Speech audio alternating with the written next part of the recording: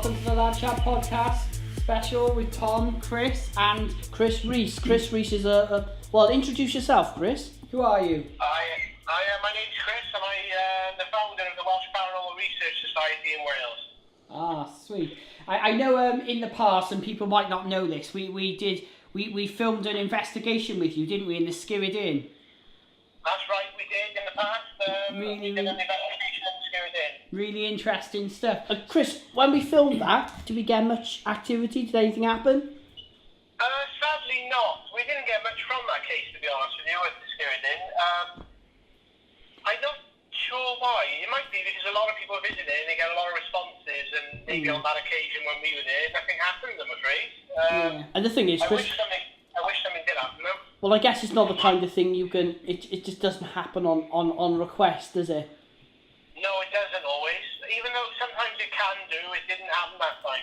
So, Chris, give us a bit of background on yourself then. Obviously, me and Chris, good friends, we go back a long way. For the people who don't know you, of course, just give them a bit of a background, Chris, who you are, how you got into it. Well, going back to ever since I was a child, I had this niggling feeling that there might be there's more to life than we think there is, and I just had this deep down feeling that I always felt like somebody was either watching over me or there was more to life than what we perceive it. Yeah. Had anything happened to make you think that, Chris? Like, had you seen anything, or what would make you think that? Well, yeah, like when I was a kid, like I was in my teens, and I heard the voice of a man speak to me in a bedroom, and he said a simple phrase. Wasn't Jimmy Savile, was it? Yeah, Jimmy. It wasn't Jimmy Savile, was it? No, it wasn't Jimmy Savile. No. This man, I think, was my actual granddad, and I recognised the voice only from a karaoke tape from Chris, when he was still alive in the 60s. Did you shit yourself? Pretty much, yeah. You would. To be honest, I'll tell you, whoever's listening to this podcast or who've gone through the same experience that I went through will agree, I'm sure they will, that when you go through this kind of experience, you're usually quite relaxed and calm and don't expect it. Yeah, it kind of just happens, yeah. And when it happens, you kind of just sit there just like in awe, like you're just like, whoa, okay. Well, Chris, funny you should say that, right? I was at my brother, have you met my brother James? I don't think you have you. Is that your twin brother? No, the other brother. That's Chris. No, the other one, James. He kind of looks like me. We all look freakishly alike. But anyway, I was at his house, right? It would have been about, I don't know, a month and a half ago, 2 months ago. And I was sat talking to him and his partner, and in the doorway, I just saw a figure of an old woman. Well, what looked like an old woman to me. But you're quite right, because it just kind of happened. I took it all in, but I didn't. Yeah. It was like so much to process. I didn't really react. It was just like, I just thought to myself, wait, there was that someone in the doorway then? Never said nothing. Exactly. And then it was a couple of days. It's like you need a bit of time to make sense of what happened, don't you? Yeah, you do. And the thing is, now, I can move on to other experiences. Yeah, go on, tell us, Chris, tell us. Well, there's two things, right? If you're on an investigation in a venue, and you're open-minded, or even a skeptic, and you're with a group of people and you're asking for a response from someone, sometimes it can happen there and then and scare the daylights out of the lot of you. Yeah. And I don't mean physical, like apparition turning up and grabbing you or chasing you like in the Ghostbusters movie, which I did love in the 80s. It was a brilliant film. The new one's shit though, innit, Jim? Yeah, the new one's crap. The new one's freaking awful. They got all the women in there and it was fucking awful. Not that one, no. The 80s original. With the better ones, yeah. The library scene where they all ran out of the library. Dan Aykroyd said, let's get her, and it all went just wrong from there. That was voted one of the scariest scenes in a film ever. Do you know that? No, what? Even now? It probably is, because the woman just turned into this horrific demon thing, and it went straight into the face of the camera, which is going to make everybody kind of freaked out, aren't they? It looked like a Victorian lady turned evil demon all of a sudden, which made them all run away. But that's not the kind of things that happen in reality. That's just a fictional thing. The reality of it is you'll have a knock or a bang that's so loud that it's significant that you know that something is reacting to you and your requests, and you know then. what you get a sense of on an investigation is something intelligent is responding, and then that fear comes then, because you start to think, okay, this is actually happening, but you can't prove it. You don't know. I mean, you can prove it from the recordings, but you can't see what's causing it. Yeah. So there's two kinds of experience. I don't know what you want to call them, but one of them is, I didn't expect that, and I'm all right with it. You know, I'm cool. That's the one you've probably gone through, Tom, and I've gone through. It was just weird for me. I've got to say, I've had. We spoke before about a couple of experiences I've had, haven't we? And they've all been really weird. Like, I was in Scotland once, Chris. I think I told you this one. And I was in a hotel room with an ex-partner, right? And we were just watching TV or something. Oh no, that was it. We were asleep, and I just woke up, and all I heard, right, it felt like and I don't know how, but it sounded like a dog being. You know, when a dog's laying in a room, they just go nuts and just start legging around everywhere. Yeah. It was like that, but I just knew it was a white Scotty dog. How I knew that, I don't know, but I just knew it was a white Scotty dog. Whether I'd woke up and I was dreaming, God knows, but it was real to me. Yeah, no, with that, there's a couple of theories, and obviously, again, it's difficult to prove, but if you speak to people in the field of mediumship, and again, we keep an open mind, and it's what, everybody has different kinds of, I call them gifts, or whatever you want to call them.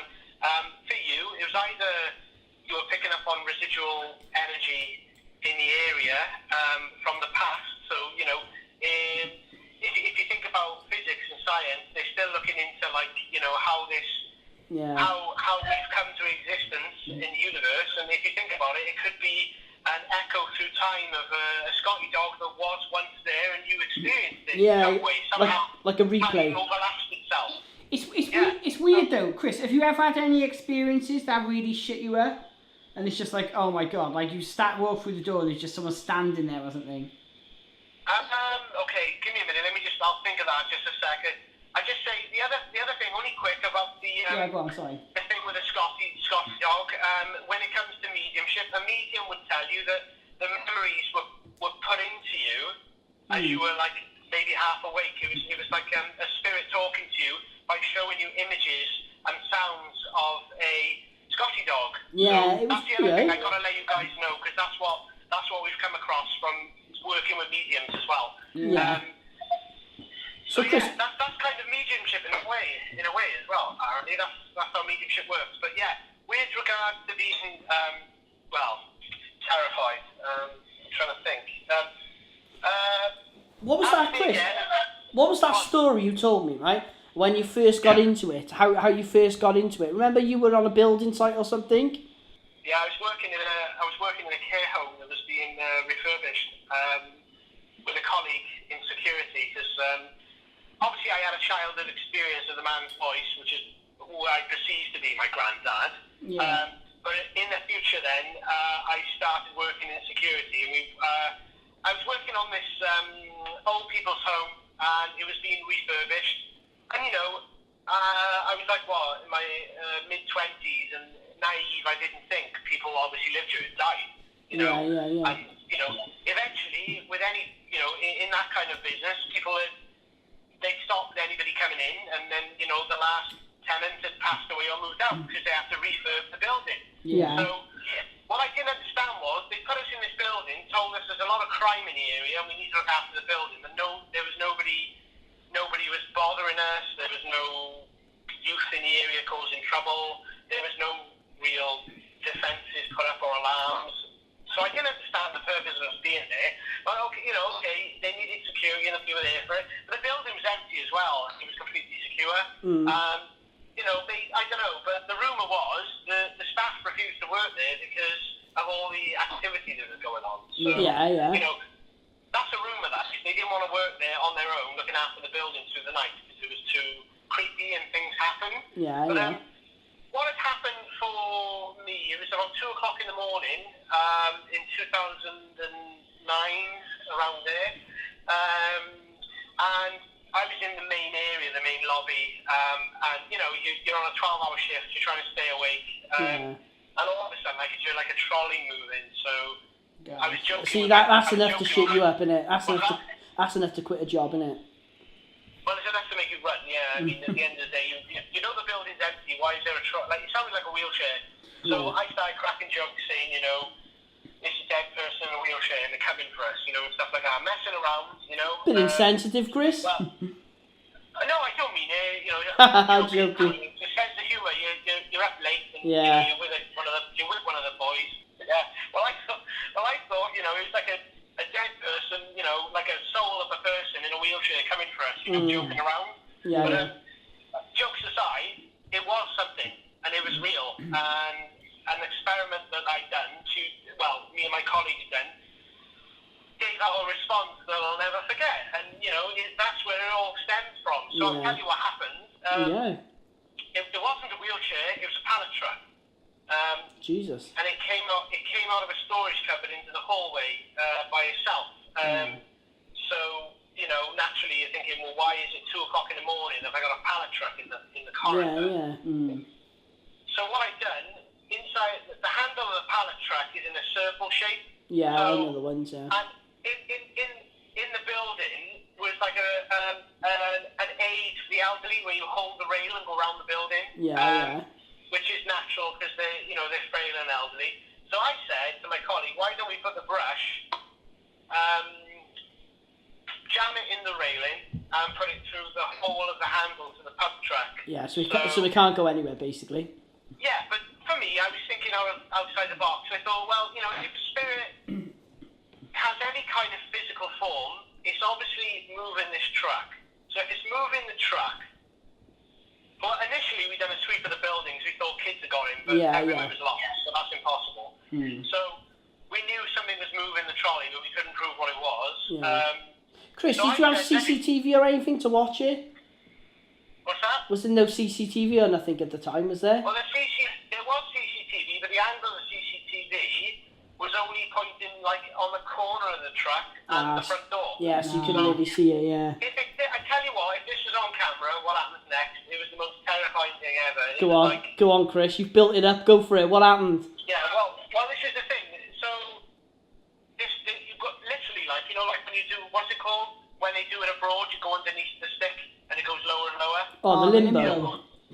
Yeah, like limbo, right? I thought, this is like a limbo setup now. Anything that needs to get past it, will have to go underneath it or move it. Yeah. So, obviously, what happens next? We come back into the kitchen area, which is around the corner, and my colleague wants to go and use the bathroom. The bathroom is right next door to the bathroom is right next door to this pump truck that the brushing is. So I said to him, God, you'd rather just shit yourself, wouldn't you? Hey, Chris, that's the best place to see a ghost, in a toilet. Yeah, I suppose it is. Well, there's plenty of stories of that one too. Jokes aside now, I'm only joking. The point is, I said to my colleague, we're talking less than 5 minutes. The kettle had boiled, and he said, I need to go to the toilet. And I said, well, the thing is, I'm going to come with you and wait outside the toilet, because if you mess around with that pallet truck, if something happens and you come in to tell me, I'm not going to believe you. Yeah. So it kind of ruins the experiment, doesn't it? Yeah. So we went out there, and this today still puts hairs on my arm. My ears stand on end on my arm. Almost like a Sixth Sense in the movie. What happened was, the brush was not there. The brush was taken away and tucked up in the corner, as if somebody moved it and offered it up against the wall and put it away tidy. Crap yourself. When it doesn't sound scary now, but when there's only 2 of you in the room and none of you have touched it. You crap yourself. This was taken away, like like when you said you saw that Scotty dog and the noise, you hear the noise. Yeah, I didn't actually see anything. I just In your mind, the Scotty dog came. You heard the sound and you heard the sound and you got the impression of a Scotty dog. I seen that brush handle on the floor and I got the impression that someone moved it slowly and carefully and didn't make one noise. Yeah. It's crazy. Chris, there's a story, can you remember Unsolved Mysteries? That program? Yes. Anyway, this is what... I watched it as a kid. Yeah. Michael, what was it? Michael Aspel? Was it Michael Aspel? I think it was. But anyway... Anyway, I was watching one before, and there was when all this CCTV first started coming out, and there was this office, it was a technology office, and basically they were blaming the contractors for in the night when they were doing their work. They were saying they were going through their files and everything. So anyway, they installed these cameras, and it showed literally when it was like I don't know, a tornado in the room. When they went out, when they turned the cameras off and the contractors weren't anywhere near that part of the building, it was literally papers flying everywhere, chairs moving on their own volition. It was crazy. Have you ever seen anything like that, Chris? I just want to tell you, I'll just end what we've done with the experiment, because I repeated the experiment. I repeated the experiment again, and so I repeated what it was. Obviously, in my mind, I was thinking, well, something doesn't like the fact that that this brush was in the way. So, I'm trying to think now, if it's an elderly person, naturally, in spirit, they want the brush out the way, Yeah. It's probably not really in their way, but in their mind, it's there, and what a silly place to put a brush, Yeah. So, but you think outside, a staff member from the past, whatever, So we did it again. And then I thought, hold on, there was a corridor that went around in like a C shape. So you could see the pallet truck and the brush, and this other entrance goes around in a circle back to the pallet truck. It's kind of like it's in the shape of an O, but and the front door was at the beginning of it, in that sense. So what I'd done, I took the brush back, and as I went for a patrol, I said to my colleague, what if they're used to our routine and they follow us around? Let's change it. So we went back down this corridor, opposite to the brush. Yeah. As we went down this corridor, all of a sudden I felt like a pressure in my head. When you go in on a plane and you got like pressure in your head? Yeah. I felt pressure in my head, really, really strong, like my ears were going to pop. And then I felt that I heard like a whooshing sound, almost like someone run past us, like we got in their way and they run away from us. Yeah. This all happened at the same time, and then all of a sudden, it sounded like something ran into the brush, got tangled up in it, and started fighting with it. It was the most frightening experience of my life. The only thing is, I screamed, my colleague laughed, I ran, but I ran towards the brush. Yeah. Yeah, So, Chris. honestly, when I got to the brush, it was tossed at the other side of this corridor like it was like trash. So it happened twice, guys. That's freaky. Yeah, it is. When you're there in the situation, it's different, twice, isn't it? guys. Yeah. And that was it then. I stayed outside the building in my car. Do you know, with the thing you've done now, so subsequently you do the ghost hunts and things like that, have you ever investigated any, remember Pete the Poltergeist down in That was in Crewis Road. in Crewis Road? Remember there's a poltergeist? That was on Strange But True as well. Have you ever been asked to investigate a poltergeist, or?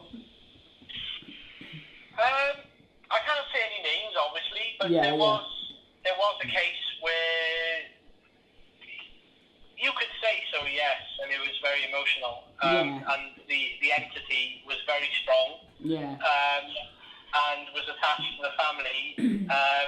The thing is, it's difficult to determine what is a poltergeist and what is a ghost. They say ghosts, you just see them or they just have little interactions. Poltergeists are more physical, and they can cause a disruption. Do you know poltergeist means noisy spirit in German? Yeah, it's German, isn't it? So polter means it's noisy spirit. Is noisy, and geist is ghost, I think. So yeah, they would be more aggressive, wouldn't they? I think. Yeah, there's been a lot of cases where nothing has happened, or we've had little things. We've had technology responding in the magnetic field form to us, and then obviously we're able to trace it to a piece of furniture. Yeah. I mean, there was one case where we knew nothing about this. We were in the house, they're having activity, they didn't know why, and we had no response. Actually, no. What happened to us? The sofa moved while we were sat on it. We felt it lift up in the air and drop. I'd crap a brick. Yeah. But we have to, it made a noise, and me and my colleague who were running the group at the time, the old group, we looked at each other and looked at the clients, and we were like, how do we explain this now? Because obviously there was a knocking noise, but it was actually us being lifted off the sofa. So, Chris, because sometimes people go to you, they come to you for kind of like reassurance, because like if your house was being haunted, right, and you couldn't explain it, they would call in people like you to try and get some answers and reassure them, wouldn't they?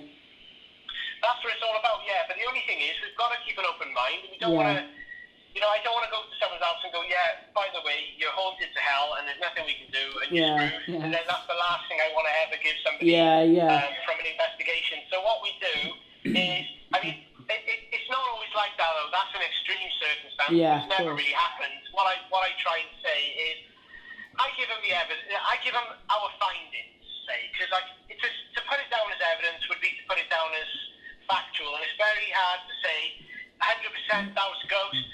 You know? Yeah, of course, It's not fair to say that unless literally it came up to you and it spoke to you in, you know, in pure English or whatever language that they speak, and you've got it on recording, and you can say, 100%, you know, that's what we got.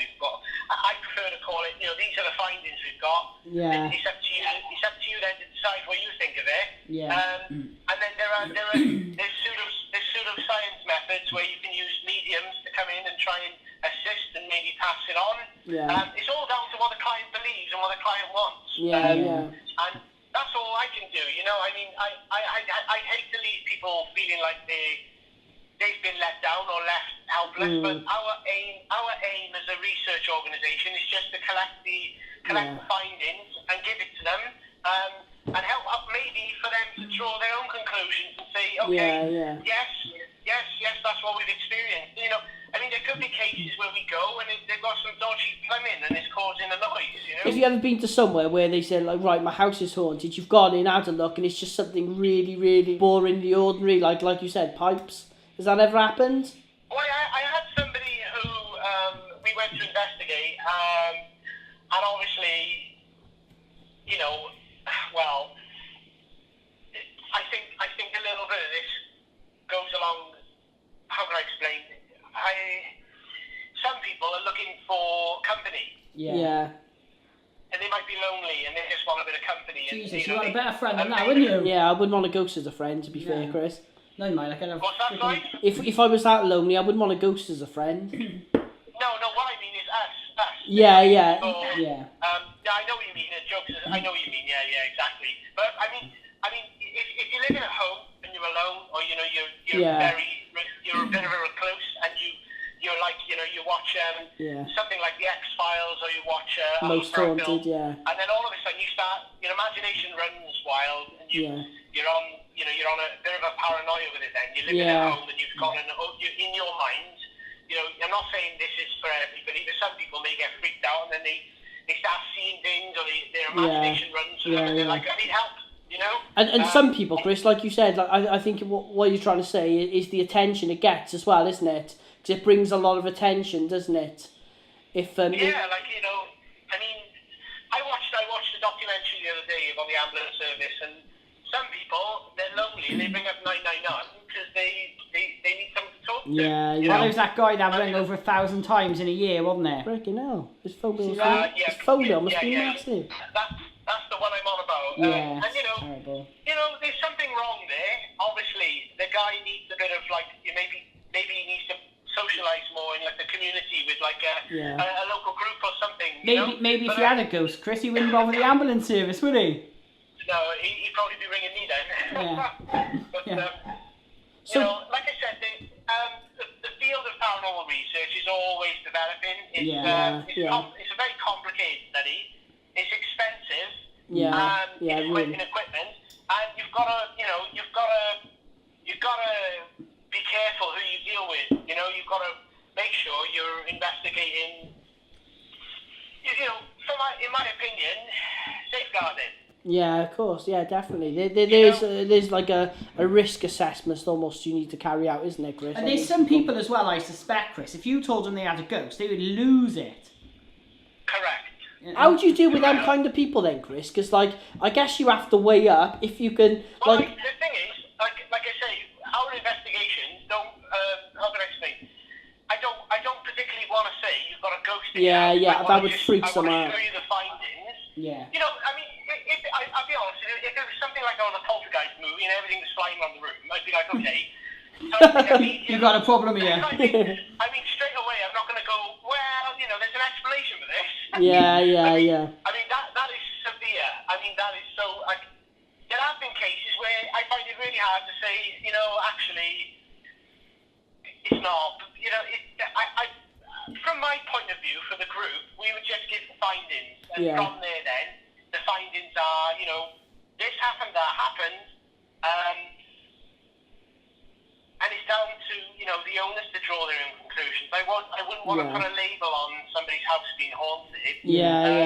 I would prefer them take what we give them from all the technology that we've used, and maybe a little bit of insight from a medium on it. And then they can draw it, they can put it all together. I mean, even a bit of history on the premises, or sometimes again, it could be a family issue. Definitely. Family death. Again, it stems along. It goes alongside then vulnerability, then, isn't it? Because of course. Going into a grievance. So, and sometimes it can be comforting to speak to a medium. But for the sometimes some people might find it offensive to say, I'd hate to say to someone, your house is haunted. By your auntie or something, and they're like, I find that offensive. I got a massive problem with psychics at the moment, Chris, and mediums. Okay. We are trying to do a special actually with psychics and mediums, and actually I contacted. We had one amazing what was Paula? What did she describe herself? She was like a past life regression expert. Past life regressionist, I suppose. And she came on the show, very, very interesting, exceptionally interesting. I wanted to follow that up with a psychic and a medium. I must have contacted 40 mediums, right? Every single one of them, when I said there's no money involved, didn't want to know. Oh, that's terrible. I know. Really got to me. That grinds my goat. That's really bad. I'll be honest with you guys, right? I'll be completely honest with you. Hate is a strong word. I do not like that at all. I've noticed that, and I really struggled to get a medium on board with the group, because that's what we're all about, right? The Welsh Paranormal Research Society is about conducting research into paranormal, claims of paranormal, and then trying to see what we get from it, from the research. And that's the sad thing about it. I really struggle to get a medium because we're free. Exactly. That really pisses me off. That really does. And you don't actually charge for your service, do you? There's no money making. No. Yeah, just a craft. That's a good point to make, actually. Yeah, that's a really good point, Chris. Because as soon as, obviously, a lot of people have seen my documentary. It's on YouTube, by the way. I'll put it up in the group, actually. The documentary you made, and one of the first questions I had off people was, well, how much do they charge for that then? And when I said nothing, no, they don't charge anything, it adds a lot of credibility to what you do, doesn't it? Yeah, well, I tell you what, I'm not going to, for the listeners right now, we're called the Welsh Paranormal Research Society. We're based in Wales. We investigate claims of supernatural and paranormal across South Wales, and maybe even further regions. But the thing is, we're free, and I'm not going to lie, it's very hard considering it's free, but it is for research, and that's what we're doing it for. We're trying to collect this information, collect this research to see if there's any validity to it. I think it's awesome what you do, Chris. It's so interesting. Yeah. And one day we've got to link up together and do some sort of special. Yeah, we will for Halloween. We'll grab you on for a special. Chris, one thing I was going to say. Obviously, making the documentary I made on you. It was quite interesting because your approach is a lot more scientific, isn't it, Chris? You're very scientific heavy, aren't you? You want to collect data, whereas other people seem to be, if you watch The Most Haunted and shows of that ilk, they hear a bump and straight away it's a poltergeist. But with yourself, you want to collect the data. You're all about cameras. You're all about EVPs. All about documentation that we do. So, at the end of the day, using the technology has advanced since the day I ever met you, Tom. I'm going back. I mean, the technology we had back then to now has grown so far. We'll have to see it, Chris. It's ridiculous. I mean, the things, the equipment we used to have to carry, and you can just mostly do a lot of it on your smartphone. You're quite right, Which is quite funny, really. But, the thing is, I mean, like I said, at the end of the day, our approach is we gather the findings and submit it for, the client to have a look at and see what they think and what they can draw from it, their own conclusion. We don't want to we would never put something to it, you know what I mean? Yeah, it's yeah. not about that. And it'll stay there then in our archives, and that's all we do. It is literally all this is for progression, I suppose, and the advancement of this kind of research. And it is very, it's almost like forensics. Yeah. I don't want to go off on a tangent, but it is like forensics. No, it is. It's like you've got to gather evidence gathering, isn't it? Hey, Chris, right then, I got some questions for you. I've collated these questions from people who watch the documentary. So Chris, what does a ghost look like then? I'll tell you the truth. I've never seen. Okay. I have only seen. Right. There is no definitive term to what a ghost looks like. Yeah, that's interesting. Yeah. Yeah. Naturally, you think of the, it's a cliche, isn't it? Blanket over someone's head. Yeah. Like in the E.T. movie. But no, I think personally, I've never seen. How can I say? Again, I've got to be open about this, and I've never.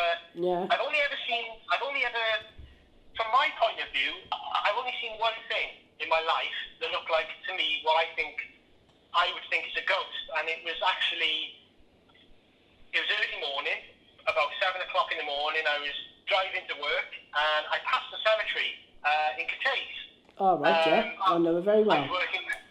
Yeah, I was passing, and it's literally by the traffic light by Heath Hospital. I know. And I think it's Cathays, and I saw the most weirdest thing in the world. It looked like, right, a figure of a person. I tell you what it looked like. Have you seen the X-Files where that figure goes down the corridor at the beginning in the intro? Yeah, it's like a shadow, isn't it? Yeah, like a mist almost, isn't it? Yeah, it was a head and shoulders, and then it went down and it faded into nothing in midair. But it looked like the static of a TV channel. Yeah, that's freaky. Because Chris, I saw that in midair, and I said to myself, okay, it was early in the morning. I thought, okay, that's strange, and I thought, okay, is that a ghost? Because it looked like it was an apparition to me. Yeah. It was an apparition of what looked like to be a person. Yeah. But it just, I drove past it like it's normal. And it's because I was tired. I thought, what the hell was that? I didn't even think the graveyard was next to it. I didn't think of anything. Nothing clicked until after. Yeah. I was so relaxed. And that's one, people say they've seen ghosts and it looked just as real as you and me. Yeah. Others have said they've seen black figures, which are like the form of energy. Like demonic stuff, is it? Because Chris, making the documentary, one thing I found, and because I went into the documentary, like I explained to you at the time, I went into the documentary with as little information on it as possible, because I like to make the documentaries quite organic. But one thing I noticed, and one thing I didn't know, and you educated me, I guess, it's very rare, isn't it, Chris, to actually see a full apparition? 100%. Which was really interesting to me, because I didn't know that. When I see ghosts, I always think people see a whole person, but it's normally arms or legs or a head, or it's very rarely a whole body, isn't it? That's correct, yeah, 100%. Like there's a couple of cases I've been to. Somebody saw one half of their uncle floating in midair. It's weird, isn't it? Yeah, and somebody saw a pair of shoes walking, but no body attached to it. And the clothing was familiar to them as like a husband that passed away. Yeah. So these things, correct? They're almost like energy based. It's almost like if you were rendering a film and a section of it hasn't been done. Yeah. There's that distortion almost. Again, this is strange, isn't it? And this is what the research is about. It's like a lot of people see, like for me, the black outline of somebody in the dark would scare the shit out of me, to be honest. Yeah. And then they disappear, which a lot of people have told me they've seen. And that to me is, that's the first kind of thing a lot of people see. So that's the initial kind of what we would say is classed as a ghost, I suppose. Yeah. And then from there you get the rainy static kind of thing I saw, or the bits of shoulder or shoe or arm, leg, foot. Yeah. And then the last bit, I suppose, full person talking to you in a room, which people have said they've seen. That's freaky as hell, isn't it? Yeah, you shit a brick, wouldn't you? I remember when we did the ghost hunt with you when we were recording it, and although I didn't see anything, I kept thinking, for some reason, I had a really clear image of a woman in a red dress just walking down the corridor. And even though I didn't see anything, and you know, I'm very skeptical about ghosts, it was odd because the person was really. I remember it being really vivid, and I just kept expecting this person to walk around the corner. Do you know what I mean? Yeah, well, this is similar to stone memory. If you've heard of stone memory, sometimes sound. What's that? What's stone memory? Because I don't know. So it's when like a place or something, it holds memories of sounds or people, and quite often sort of like it's Chillingham Castle, isn't it? The most haunted place in the world, and allegedly, and what they say is in the night you can actually hear the footsteps of people, and what scientists actually believe is that actually it's the walls and the stones have memories, don't they? Yeah, it's like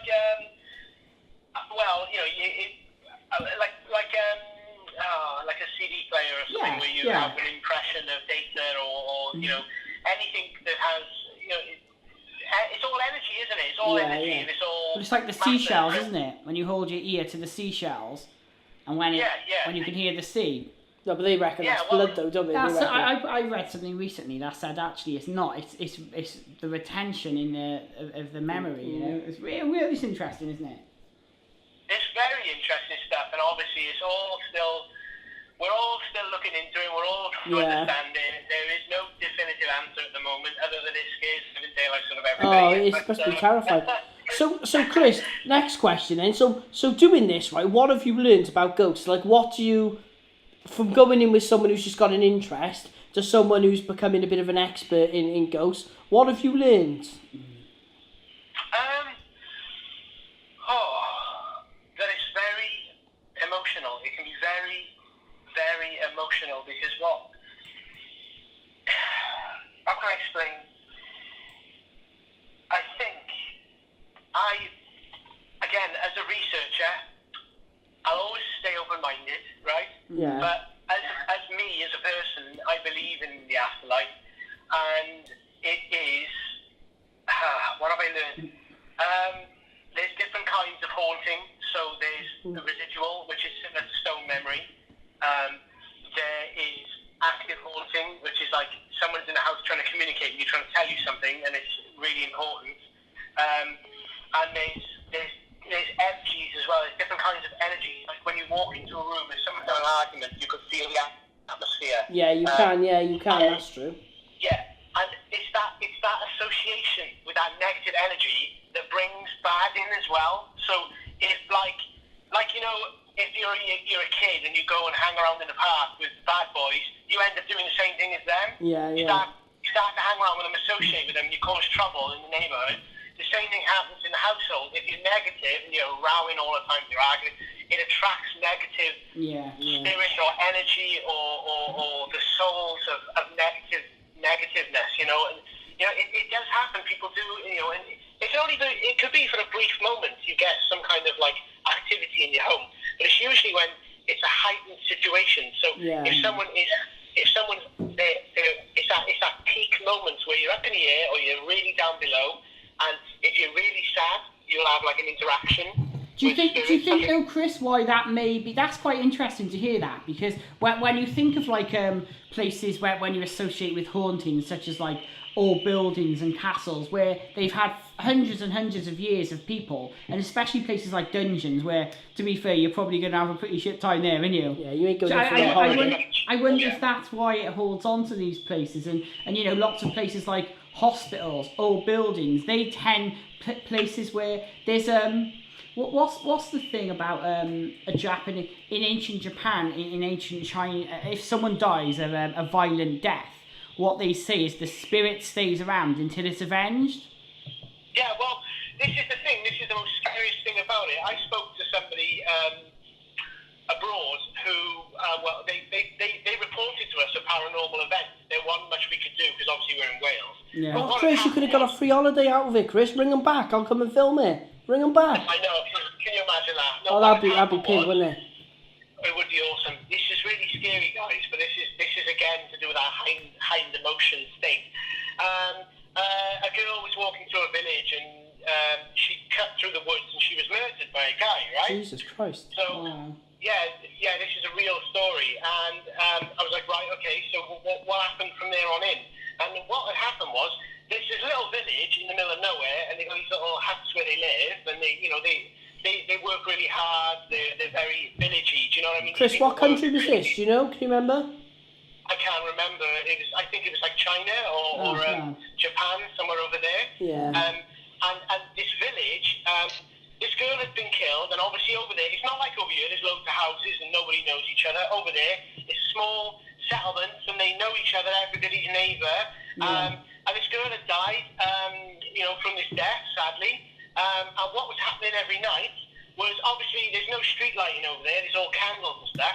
And people were seeing her come back through the woods to the village, knocking the door, crying and disappearing. And he was repeating over and over and over several times until the local pastor or the vicar, whatever they have over there, had done a seance to stop it happening because her soul was lost. But the whole village saw this girl in physical form coming back crying because she died out there, and in this horrific event that had happened to her, she was killed and murdered. She kept coming home, but couldn't get home because it was almost like a tape replaying itself, you know? Yeah, God, that freaking What's shit that you film up, when man. that happens? Someone dies, and at the same time, every day it just keeps repeating itself and repeating itself. I've definitely seen a film like that. It's awesome. It's absolutely fascinating. Chris, do you ever do you know now you're involved in this world of the paranormal? Do you feel now you're having more experiences? Now you're in there. Like you're kind of open to you're open to it a bit maybe more. things are following you. That's a very interesting. I hope I'm answering your questions. Okay, No, guys? you're doing great, Chris. You're doing great. So whenever we get a case come through, a couple of days before, stuff actually happens in my house. Wow. So, like, the coat hangers in the cupboard will go, and that's where my hoodie is for the group. So you'll actually hear the coat hangers moving in the cupboard. Yeah. You should record it, Chris. It's really hard to do, because you're laying in bed, and all of a sudden you can hear all the coat hangers moving, and you're just like, Jesus Christ, you know? Because Chris, touching on what Chris has just said, right? One of the things people always say to me about filming and about ghosts, they always go, oh, well, how can they never catch stuff on TV? How can they never catch stuff? But what people forget is, right, it's hard enough to catch stuff when you know what you're filming. Like, when something, spontaneous happens, like, it's very difficult. This is the one thing I think people always get. You don't know where a ghost is going to turn up. It's hard to point a camera. That's very true. A lot of the stuff we find really easy to capture is audio. It's very easy to record audio spirit or whatever you want to call it. This anomaly that occurs is very easy to capture on an audio recording. It's very easy to do. As long as they want to interact with you, whatever it is, it reacts quite well. Yeah. If you can get engaged in the conversation, it's usually one-sided. They can intelligibly answer. They do actually answer questions. So we've had that really well. Camera-wise, what I would like to say about that is I'm not sure whether on the other side there is like rules or something. Maybe there's something where they're not allowed to do that, or the equipment can't see them. I don't know. I don't know the cause of that because we've struggled really hard to catch them on camera. Yeah, it's of course, Chris, right? It's hard to film something that you don't know what's going to happen and where it's going to happen because, of course, naturally, if you're filming an actor, of course, you can see the actor, you know where he's going to go, you can give him direction. But, of course, with a ghost or something, you can't, it's very much filming and hoping, isn't it? Yeah, it could be pointing forward and something else. Yeah, behind, so it's a bit of a stupid argument when people say that. But, so, Chris, what's the best bit of... Because I've seen some of the footage and I've heard some of the footage you've sent in the past. What's the most compelling bit of footage or information you've actually caught then, Chris? A recording I'd have to look for it now because it's going back quite a few years ago. There's one incident where we were in a field, literally an open field, and you can hear a child talking. Jesus, that would shit me up. Did you hear it at the time? time? Or was it after? Not at the time, no. Not at the time. Yeah. The only thing at the time was somebody following us. You could hear somebody walking behind us. I would shit a brick, mate. Yeah, I know. This is daytime, though, guys. So, this is happening, not like the movies. It's happening in the day. And the other one is... it's kind of like a baby gurgling, like, when they're having a laugh with you. That's what I could hear on your recorder, clear. The other one is where we were in a pub and we found a little trap door that was all burnt and it looked quite creepy. And I just asked out and I said, no, it wasn't me, it was a colleague. And they said, they asked a ton of questions, nothing at all. And we had a video camera and a dictaphone going. And at the same time, which is great, and one question was asked, have you got any friends? And it was a simple, straight answer. And all you could hear was the voice just go, no. God, that's weird, isn't it? Yeah, but we didn't hear it at the time. See, it's not there. It's coming up on the equipment, but it's not in the room. Yeah. So it's very strange. That gives us proof that it's intelligent, it's able to answer, but it's not quite physically, there's a barrier between us and them. I've asked this question before, Chris, to people, and I'd like to see what your opinion is. I went to Jamaica Inn. Do you know Jamaica Inn down in Cornwall? Apparently, it's where Treasure Island was set. Anyway, I think so. I heard of it. It's a pub where there was one of those. It's actually in quite a few books actually about how dangerous it was. Hundreds of murders there where all pirates would hang around to get information on ships before they went out doing whatever they were doing. There were people, ghosts there from all corners of the world, as you can imagine. Have you ever encountered any spirits that can't speak English or from different places? The best thing I got for that, guys, is we were on an investigation in a manor house, and it was again a lot of World War II stuff going on there. Yeah. From the 1900s, early 1900s. What was coming through a lot for us, the medium was picking up stuff. This is what made it very different. I'm open-minded to using mediums only for their input, if that makes sense. I got nothing against them because, well, the ones that don't charge anyway. Because that's the problem. Everyone has to make a living. Yeah. If they want to do something like that, they're more than welcome to do that. But with our group, they can't. It's more of a research thing, and they're there to help people with a bit of insight. Yeah. So we had a medium on board who was doing it for free, and we were investigating this place. And what kept happening to the medium was they were getting Welsh. Oh, that's interesting. So ghosts, because that was what my other brother James said. He said, "So how come they always speak English?" But that's not always the case, then, Chris. No, only the one. I gotta be honest, guys. The only one occasion we had was Welsh. I mean, you've got a valid point there. Maybe we should do like a multilingual questionnaire when we go to these places, asking out for responses, and we may get it. What would be nice is if we catch a different language. But that's a good point, Chris. Because sometimes if you're calling out in a different freaking language, they're not going to know what you're on about, are they? And not just that, in Cardiff Castle, that's been there for, there's been a settlement there for over 1,000 years. If you think of all the people that have been there, you've had ancient Celts, you've had Romans that obviously didn't speak English, you had Normans that spoke French, you had, from Cardiff Castle, you had people from all over the world, Somalia and Norway, and, it's incredible to think, isn't it? Well, I think what it might be, guys, is if you're a paranormal investigator and you go out and investigate these places and you speak in English, you're cutting off all the others, aren't you? Yeah. The responses you're going to get then are English responses or whatever, and what you're going to get is if this, this is the side of me that believes in it now, which is if I'm talking to you and you speak a different language, you're going to ignore me, you're going to get frustrated, you're going to throw something. Yeah. It's interesting. That's an interesting. Maybe that's why we get these really, sometimes you get these really creepy responses like chairs moving and things. Maybe people are frustrated. Maybe that's a body language from the other side saying, I don't get you. You know, I don't get what you're trying to say. That's really interesting, actually, Chris. Hey, Chris, I think I've answered this question already, actually, but I'll put it to you anyway. You know, are all ghosts people, or can they be animals, or can they be...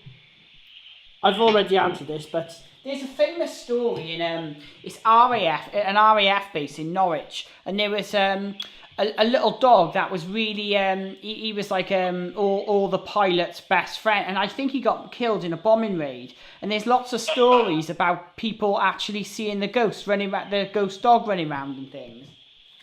Yeah, I think, to be honest, guys, I think with this research, it's possible to see. Okay, so this is where it goes quite. It's quite expansive, this answer. Go on, go deep, Chris. Go deep, man. Again, what I mean is, you get your ghost person, and they can probably interact with you, and you get your responses and everything, and they're trying to tell you something. You get your after effect, like the residual energy of a traumatic event, and you see something, and you think, oh, that's a ghost, but it's actually the energy of it, like an echo, like you saw the dog, that kind of thing. I do believe it is possible to have spirit dogs. Yeah, like animals, even, some people may even see, this sounds really silly, but some people may even see cars and buses coming past them that are not there because that was an echo of the past. Yeah. So you'd think that's a ghost. This is where it gets complex, the research, because you may be seeing an echo of the past in the present, which could be a classic car passing you by. Think it's a dead person in a car that's from the ghost realm, and it's actually just an echo of time. Well, let me tell you a story, Chris, because I on this podcast, I always do a conspiracy part of it. So actually, quite a lot of my time, I do lots of research on these stories and things. And I was reading about this, there was a ship, and it sank. It was a Norwegian ship. It sank off the coast of Norway. It got pulled in between the shore, a rocky shoreline, and all these rocks, and all these boats were just out in a storm. All these boats were around there. They were just helpless to help people because they would get wrecked themselves. And what they said is they had to stand there. There was 250 people on board. They had to just watch while they all drowned because no one could get close enough to help. And then, so anyway, they waited for the storm to pass and they went back. They survived. They saved 40 people. As they were sailing off, because there was a really thick mist, what they said was, a ship went sailing past, exactly the same ship, and went exactly into the same place, and they felt they were re-seeing the thing. And there was like 150 Navy sailors on this boat that would all had said the same story. That's pretty freaky. When was this? This is like in the 1900s, early 1900s, wow. Late 1800s. Oh, so that's... I'll try and find the story. It was fascinating to read, because I've been doing research on some ghost ships, actually. Yeah, well, to expand on that, I know a police officer who retired now. He not retired. He no longer he didn't want to stay as a policeman. He changed his career. Right. And I know him, and he told me a story once where he's driving along these country roads in the valleys, and he picks up a guy. Hello. The guy was... What's that, sorry? I said hello. Yeah. Well, him and his colleague were in the car, and they saw this guy walking along the valleys road late at night, and they were like, oh, it's a bit dangerous for him to be, walking along these roads. There's like a 70-mile-per-hour, 60-mile-per-hour limit, and you can get easily killed. So I don't know the full details. What the police officer, retired, ex-police officer told me was that they picked this guy up, and he said, oh, look, this is where I live. I need to get home. I'm tired. It's soaking wet. It was raining as well. They said they couldn't see his face properly because he covered up quite well with clothing. Yeah. And as they got near his house, he said, drop me off by here. That'll be okay. I'll go home or whatever. Well, anyway, the police officers dropped him off, and he said, thanks, Tara, or whatever. So the day later, or after about a week, they went to go and check to see that he was okay, because naturally they want to make sure he's okay. And I think it was the owner of the property or the wife or someone who knew him, because obviously this ex-police officer couldn't tell me too much for obvious reasons, said, I'm sorry, that person, he's dead. He died a year ago, and he was hit walking home late at night. So it's like, bang, here we go. This is pirate ship, and this is person. Right, that's freaky. 'Cause if you believe that story's true, of course, because there's a lot of people that go, oh, that's bullshit. Well, it's really interesting. That's mental if it's true. The only thing is, you've got a police officer, an ex-police officer, they've got no reason to make it up. Yeah, of course, yeah. It doesn't benefit him in any way. No. You know, he just told me this in a story. You know, he told me this story. I'm not going to make money off it. He's not going to make. It's nothing for him. It's an experience he went through, and listening to him, it's changed him. There's a famous ghost of Route 66. Have you ever heard? And lots of people. A little bit. Lots of people have claimed that there's a girl, and she's like a hippie girl that looks like she's from the 60s. Really, really attractive, strikingly attractive girl. Lots of people have claimed that they've basically been in the middle of the nowhere, always on Route 66, always like in the really early hours in the morning. And about 7 or 8 people have claimed the same story. They pick her up, they sit there, she's really interesting, really loud and this and that, and then all of a sudden, after a few hours, just disappears. Yeah, that's pretty Lots of people have reported the same thing, seeing a girl on the side of the road. Absolutely amazing. Yeah, that's freaky. Chris? Yeah. What's the scariest, what's the most frightening investigation you've had to go into then, Chris? Anything you'd be like, oh no, I can't do this, man. I've never turned them away. Never turned the job down, boom, I like it. No, never really turned them away. I may have had to have... Scariest one. Is any of the people would be, you know, everyone would kind of agree it would be frightening? Scariest case. I'm trying to think of where we've been and what we've done. Scariest. Or anything particularly freaky? To be honest, guys, I mean, I'll be honest with you, the most reactive, the most we've had, was actually on that old people's care home. That was the strongest we had. Yeah. That really was, guys. I mean, actually, no, tell a lie. I'm going to change that. There was a time where I was in a really old pub, and in the cellar was a bowling alley. Yeah. It was a really old bowling alley. All the lights are off. The door was open, and we were asking out for a response. Nothing was happening, so we kept, asking. The medium was like, "Oh, there's a guy here. He's not very happy. He doesn't like us here." And we're like, "Oh, come on, could you talk to us? Can you give us a response? We only want to talk to you. We mean no harm and everything." And all of a sudden, I got this feeling like tension, and I started feeling like somebody was whooshing around me or whispering or talking. Yeah, see, that'd be freaky as well. So what I started doing, I started getting a bit freaked out, and I thought, right, I'm going to pack up all my gear because something's going to happen. You just have that feeling something's going to happen. And, the medium was like, he's like looking down this bowling alley in the dark, and he's like, I'm not too sure, And this bowling alley had like a long, like a walking aid thing, where you can walk along it and hold the handle thing, the rail. Yeah. This rail was on this bowling alley, and all of a sudden, I could see this red like light in the distance. It looks like the red light you get off an alarm system when you walk in front of it. The red light. Yeah. I could see this red light on the bowling alley on the floor rising, and I thought, what the hell is that?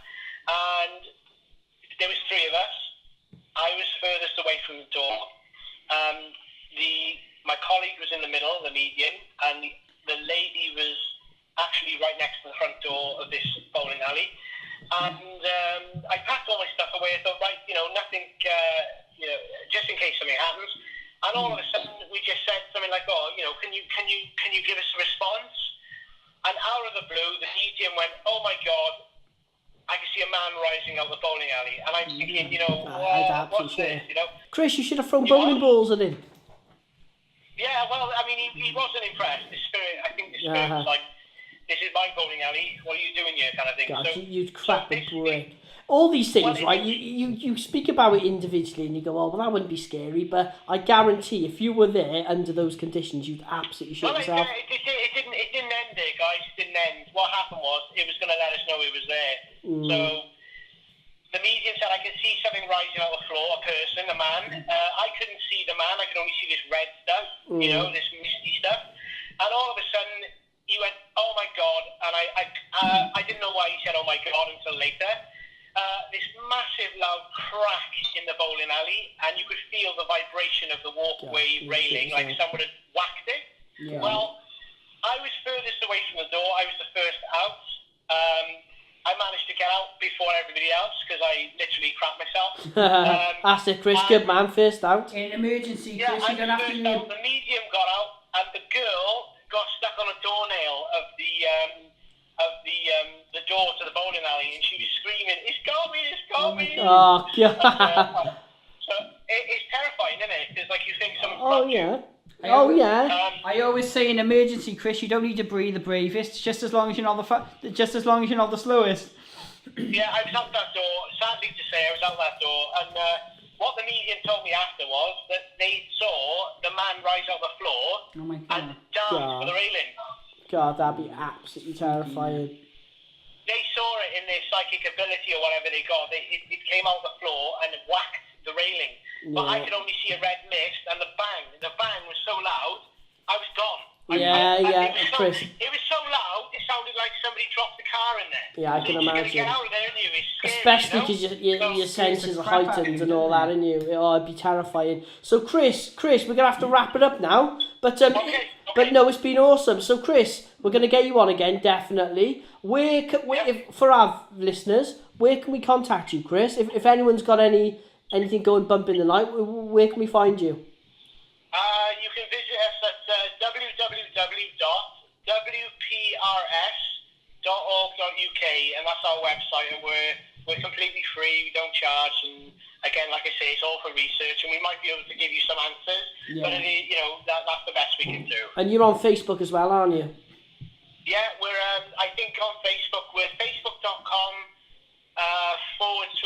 /WPRS UK, if I'm right, I think, or WPRS. Brilliant. Chris, it's been a pleasure. Awesome. As always, and for the viewers, if you want to subscribe to us, you can find us on the Lad Chat podcast on YouTube. We're on Facebook. We're on Twitter. SoundCloud. We're absolutely everywhere. We're omnipresent. So, cheers for tuning in, and thanks again, Chris. You've been awesome. No problem. Cheers. Bye.